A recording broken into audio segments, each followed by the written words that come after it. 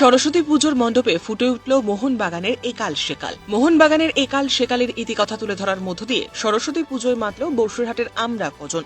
বাঙালির আবেগে জড়িয়ে রয়েছে ফুটবল, আর সেই ফুটবলকে অন্য মাত্রা দিয়েছে মোহনবাগান, ইস্টবেঙ্গল তথা মোহামেডান স্পোর্টিং ক্লাবের মতো দলগুলি।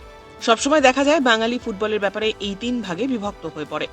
এমনিতেই শহর বসিরহাট মোহনবাগানের গড় হিসেবে পরিচিত, আর সেখানেই সরস্বতী পুজোয় মোহনবাগানের থিম তুলে ধরল পুজোর উদ্যোক্তারা। শহর বসিরহাটের ধল তিথা বারুইপাড়ায় আমরা কজন থিম এবার মোহনবাগানের একাল সেকাল, যেখানে মণ্ডপ চত্বরের সর্বত্রই পালতোলা নৌকো এবং সবুজ মেরুনের ছোঁয়া। অন্যদিকে একাধিক ফটো গ্যালারি এবং ইতিহাস তুলে ধরার মধ্য দিয়ে মোহনবাগানের প্রাক্তন দিনগুলি মানুষের সামনে তুলে ধরেছেন তারা।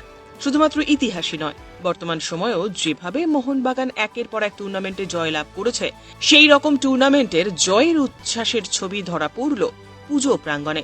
মণ্ডপ চত্বরে প্রবেশ করলে দেখা যাচ্ছে কোথাও শৈলেন মান্না, চুনি গোস্বামীদের ছবি, আবার কোথাও বা ভ্যারেটো ও পেত্রাতোসদের ছবি।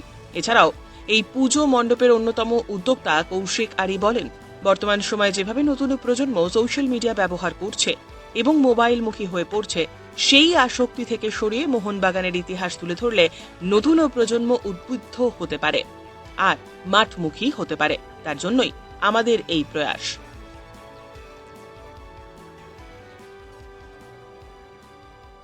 ব্যুরো রিপোর্ট, উত্তরের প্রহরী।